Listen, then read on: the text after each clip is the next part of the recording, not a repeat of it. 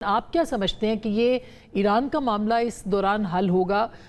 एक कमज़ोर ट्रंप जो है वो इस वक्त प्रेसिडेंट शी से मिल रहे हैं, उनकी हैसियत वो उस तरह की नहीं है, उनकी रेट को चैलेंज किया जा चुका है। तो क्या आपको लगता है कि चाइना कोई हेल्प कर सकेगा अमेरिका की? देखिए, ये तो बात साफ है कि इस वक्त ट्रंप जिस अपनी पोजीशन जो सबसे ज़्यादा वीक पोजीशन में है।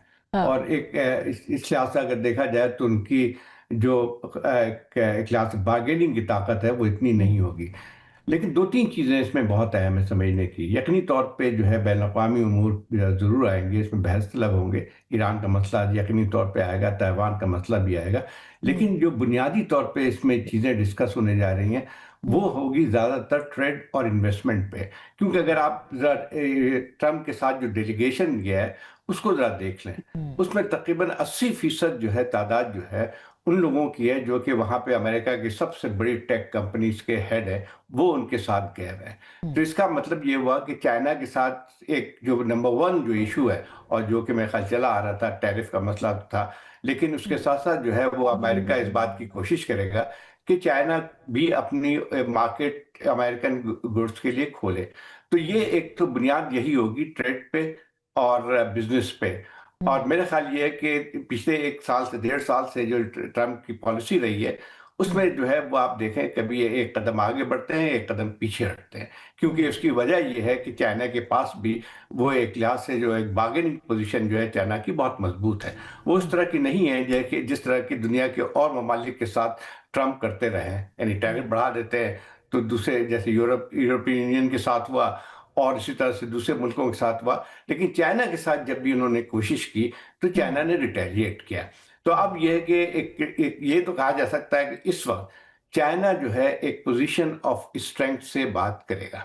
हम्म। और जहां तक इस चीज का ताल्लुक है, देखें ईरान का एक मसला बहुत अहम भी है।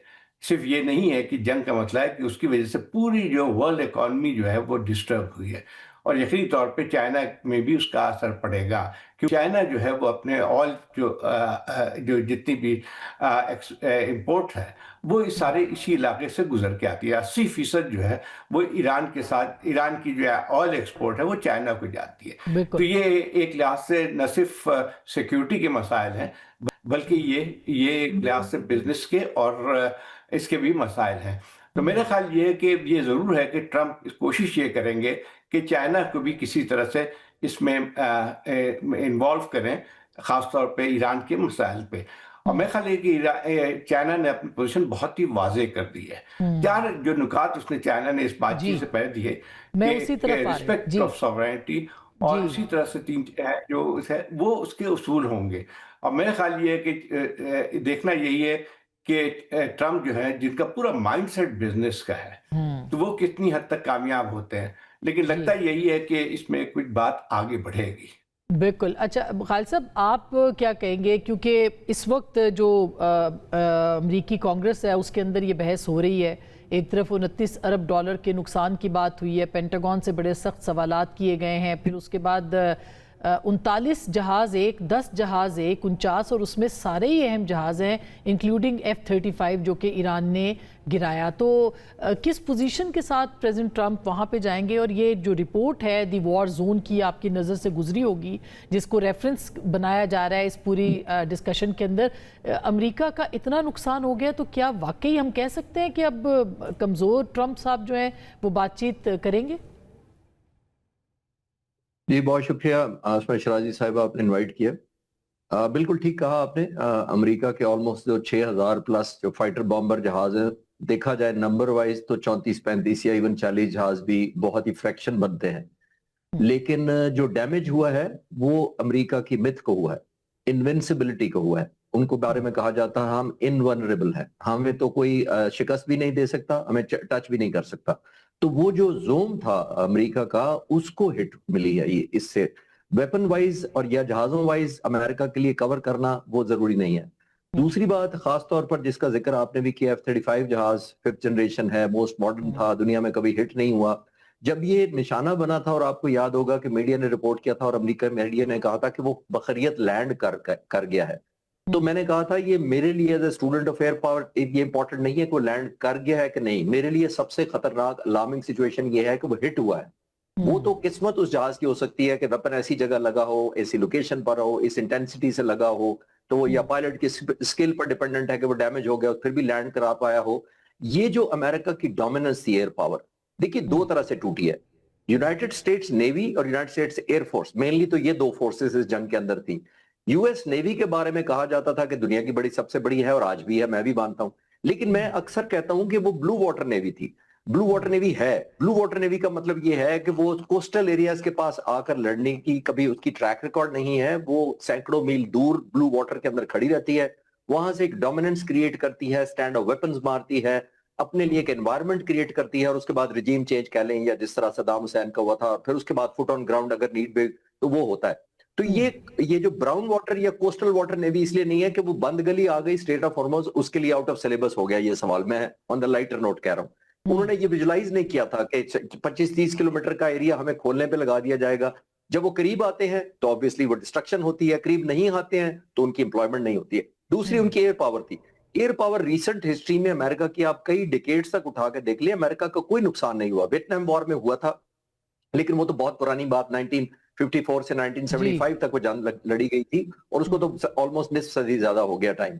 तो उसका आज से रिलेट करना इतना इसलिए रिलेटिव लॉजिकल नहीं होगा। तो अब तो प्रेसिडेंट ट्रंप ने एक sustained, coercive, summarize and focus जंग लड़नी थी। वियतनाम तो ऑलमोस्ट 21 साल चली, लेकिन इसमें अमेरिकन फौज ने एक रिजल्ट दिखाना था। मेरा ख्याल है बहुत बड़ी मिथ टूटी है जो अमेरिकन एक डोमिनेंस का ख्याल ये था।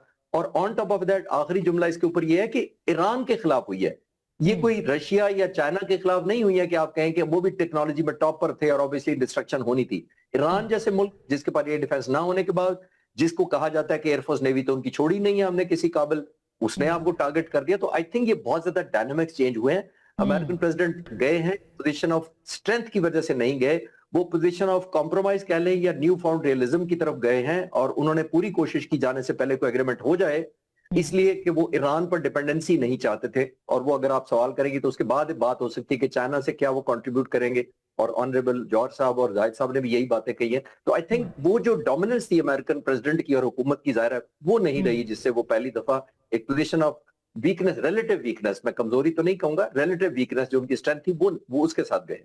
Very important. अब जॉर्ज साहब, अगर हम एफटी पढ़े तो वो कहते हैं जी कमज़ोर ट्रंप जो है वो प्रेसिडेंट शी के दरबार में, और जो अभी जो बात की है खालिद साहब ने कि जाहिर है कि एक वो पोजीशन नहीं है। आप अपनाए हुर्मुज़ के ब्लॉकेड कर चुके हैं, उसको खुलवा नहीं सके हैं, आप एस्कॉर्ट नहीं कर सके हैं, आप कह रहे हैं हमने फैसला लेना है, अभी जाके शायद वो कोई बड़े हमले की भी वो उसके ऊपर हो गए। तो आपको क्या लगता है कि ये बहुत आसान होगा बात करना उनके लिए?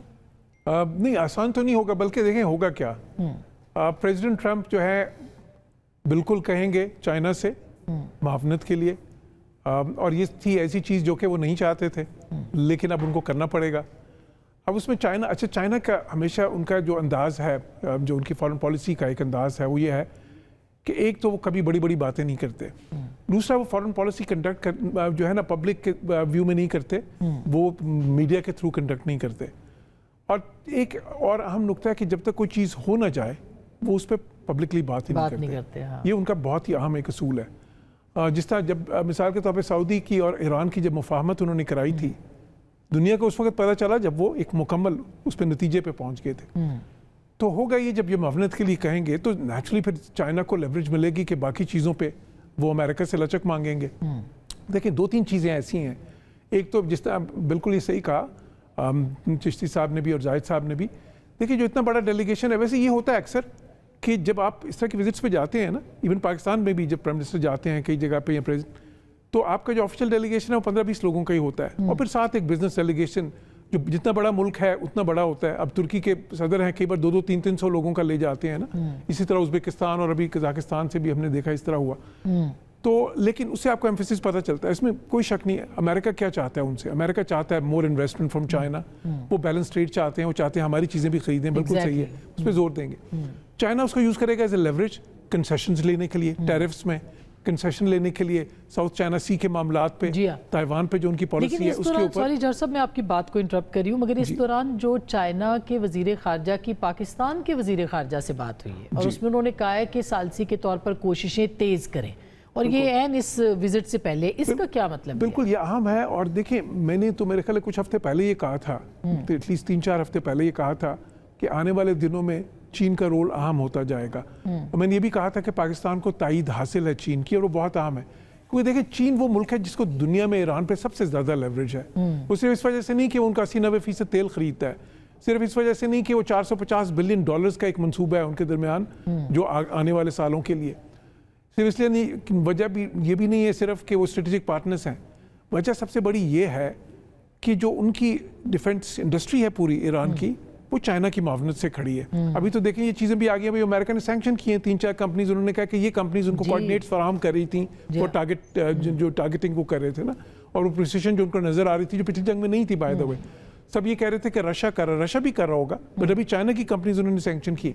तो इतनी ज़्यादा उनकी जो है ना सपोर्ट उनको ईरान से मिलती है। देखिए ठीक है वो बनाते खुद हैं वो, लेकिन अगर उनके मिसाइल्स के इलेक्ट्रॉनिक इक्विपमेंट है या अलॉयज हैं या फ्यूल है, बहुत सी चीज़ें सारी चाइना से बेस्ड है। ठीक बात है। तो उस वजह से चाइना के पास वो लेवरेज है कि वो उन पर जोर डाल सकता है, और चाइना डालेगा भी, लेकिन उसके बदले में वो चाहेंगे कि फिर अमेरिका उनको जो जायज़ चीज़ें हैं जिन पे वो लचक दिखानी चाहिए वो दिखाए। और मैं समझता हूँ पाकिस्तान से अगर बात की है उन्होंने तो देखिए बहुत सारी चीज़ें पब्लिक डोमेन में नहीं आती, उस बातचीत में क्या होगा, उस बातचीत में चाइना ने ये भी कहा होगा कि हम सपोर्ट करेंगे आपका, आप ये करें, we will support the process, हम ईरान पे अपना जो है ना जो वो जितना कन्विंस कर सकते हैं ईरान को वो करेंगे एग्रीमेंट के लिए भी और उसके लिए बिल्कुल। और ये चीज़ वो अमेरिका से भी कहेंगे, लेकिन जाहिर है उसके बदले में फिर अमेरिका को बाकी चीज़ों पे लचक दिखानी है। बिल्कुल। और याद रहे कि जो 4 नुकात हैं वो 4 नुकात, हाँ 4 नुकात पे मैं एक बात कर दूं जी, वो अहम है। देखिए ये 4 नुकात अगर आप इसको देखें, इसमें कोई ऐसी चीज़ नहीं है जो बिल्कुल स्पेसिफिक है। मिसाल के तौर पे एक है जी रिस्पेक्ट फॉर सॉवरेनिटी है, रिस्पेक्ट इंटरनेशनल लॉ है, पहला पॉइंट है वो बड़ा इंपॉर्टेंट है मेरे ख्याल में। चौथा इंपॉर्टेंट है सबसे ज्यादा। तीसरा ये है पीसफुल कोएग्जिस्टेंस। अच्छा ये तो वो चीजें ना जो यूएन का चार्टर भी कहता है, एग्जैक्टली, लेकिन अहम है उसमें उस सारी सिचुएशन में जो चौथा पॉइंट है वो कहता है कि बैलेंस करना आपने डेवलपमेंट को और सिक्योरिटी को जी। अच्छा ये गल्फ के मामलात में बहुत अहम है एग्जैक्टली, बिकॉज़ गल्फ में अगर इलाकाई इंतजाम की भी बात उसमें जी वो क्यों है, exactly। जो उन्होंने डेवलपमेंट सिक्योरिटी के बैलेंस की बात की इसलिए की है कि गल्फ के ममालिक जो है ना वो बहुत सारे डेवलपमेंट तो बहुत आगे चले गए हैं, लेकिन सिक्योरिटी उनके पास नहीं है। सो दे नीड समथिंग जो रीजनल कोई अरेंजमेंट उनको चाहिए, मैकेनिज्म की बात उस पे हो रही है। और उसमें चाइना ने ये इंडिया दिया है कि वो उस तरह का कोई रीजनल अगर मैकेनिज्म या फ्रेमवर्क बनता है तो उसमें